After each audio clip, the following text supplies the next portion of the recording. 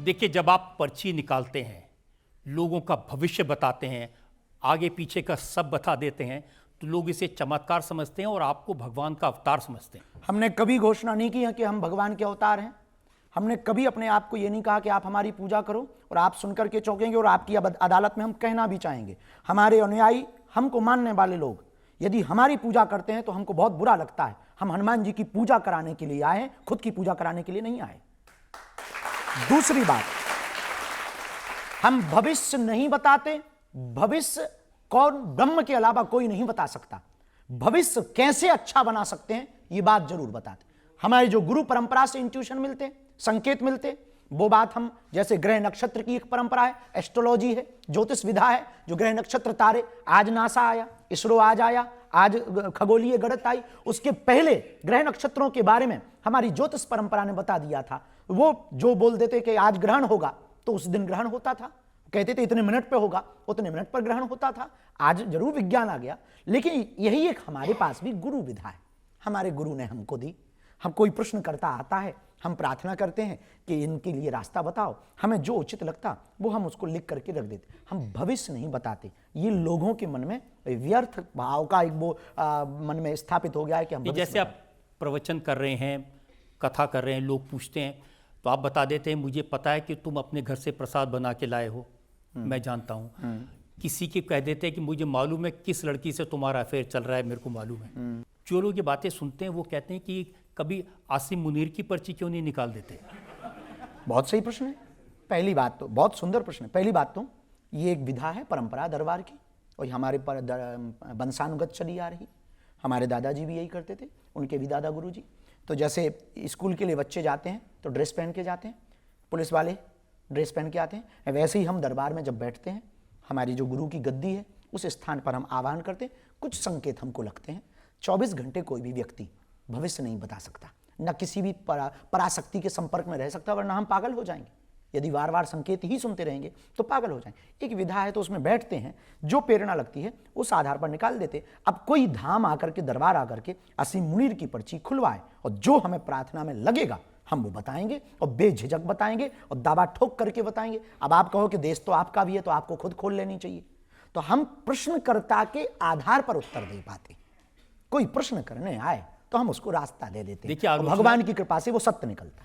आलोचना करने वाले कहते हैं कि पहलगाम में हमला हुआ तो बाबा ने पर्ची क्यों नहीं निकाली। हिंदुओं को उनका नाम पूछकर, धर्म पूछकर गोली मारी गई तो बाबा कहाँ थे। प्लेन क्रैश हुआ, ट्रेन टकराई, तब बाबा की पर्ची कहाँ चली गई। हम पढ़ते रहते हैं, कमेंट खूब बढ़िया आते हैं। हम उनसे एक बात इस वीडियो के माध्यम से, आपके माध्यम से निवेदन भी करना चाहें। 24 घंटे में जो विधा है दरबार की, वो कुछ क्षण के लिए बैठते हैं और प्रार्थना करते हैं। भगवान कृष्ण को भी पता था कि महाभारत होगी, लेकिन क्या वो टाल पाए? नहीं। हम भाग्य नहीं टालते, ना हम विधि के लेख को टालते। यदि विधि के लेख को हम टाल दें तो फिर हम ही विधाता ना हो गए। विधाता की आवश्यकता क्या? हम लेख को नहीं मिटाते कि हम लेख को मिटा दें कि आज प्लेन पे मत बैठना वरना क्रैश हो जाएगी एयर इंडिया की। यदि हम ये बता दें तो फिर तो विधि के लेख भी मिट जाएगा। दूसरी बात, महाभारत में अभिमन्यु का एक चरित्र है। भगवान कृष्ण को पता था यदि ये आज जाएगा मारा जाएगा, लेकिन भगवान ने रोका नहीं।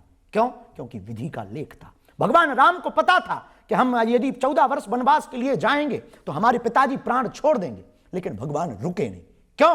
क्योंकि विधि के लेख को नहीं मिटाया जा सकता। उसी प्रकार हम विधाता नहीं है, हम भी आपकी ही तरह हैं। हाँ, गुरु परंपरा से जो आशीर्वाद मिला है उस आशीर्वाद पर लोगों को अंधेरे में रास्ता देने का, एक दीपक जलाने का काम करते हैं। हम भविष्य नहीं बताते, भविष्य बनाने के लिए जागृत करते हैं। हम भविष्य वक्ता नहीं है, हम भविष्य बनाने की चर्चा करते हैं। हाँ, प्रेरणा जो लगती ग्रह नक्षत्र के हिसाब से, गुरु परंपरा, सन्यासी बाबा की हमारी परंपरा, उस आधार पर जो प्रेरणा लगती उसके बारे में हम रख देते कि भाई ऐसा ऐसा हो सकता, ऐसा ऐसा है, इसको आप ऐसा ऐसा कर लीजिए। लेकिन हम टाल नहीं सकते हैं क्योंकि हम विधाता हैं। मैं भविष्य बताने के लिए नहीं कह रहा, मैं कह रहा हूँ कम से कम ये बता दीजिए कि पाकिस्तान ने न्यूक्लियर बम कहाँ कहाँ छुपा के रखे हैं।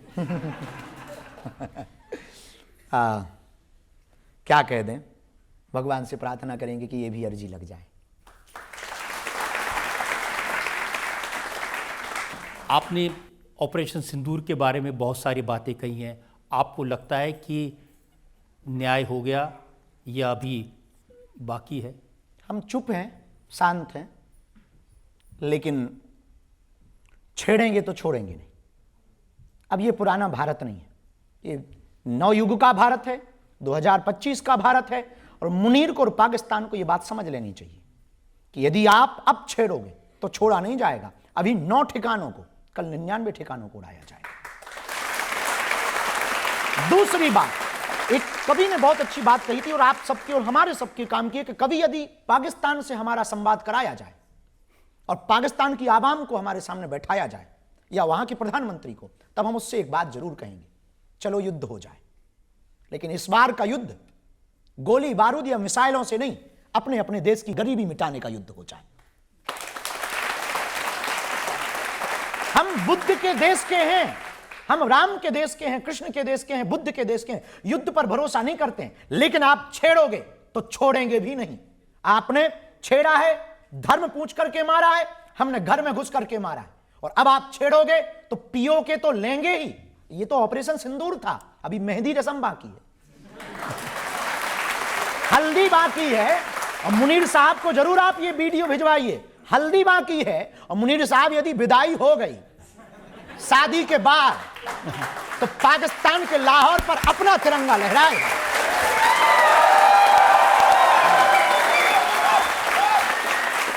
क्योंकि इस देश में 2 रियल हीरो हैं, खेत में खड़ा किसान और सरहद पर खड़ा जवान। और आई प्राउड ऑफ यू, हमें बहुत गर्व है कि हम उस भारत से हैं। हमारे देश की आर्मी वेतन के लिए आर्मी ज्वाइन नहीं करता है, वतन के लिए आर्मी ज्वाइन करता है। तो यदि आप पाकिस्तान छेड़ेगा तो अभी हम चुप हुए हैं, क्योंकि हमने और नारा दे रखा वसुधैव कुटुंबकम, तो चुप हैं हम, विनम्र हैं, कायर नहीं हैं।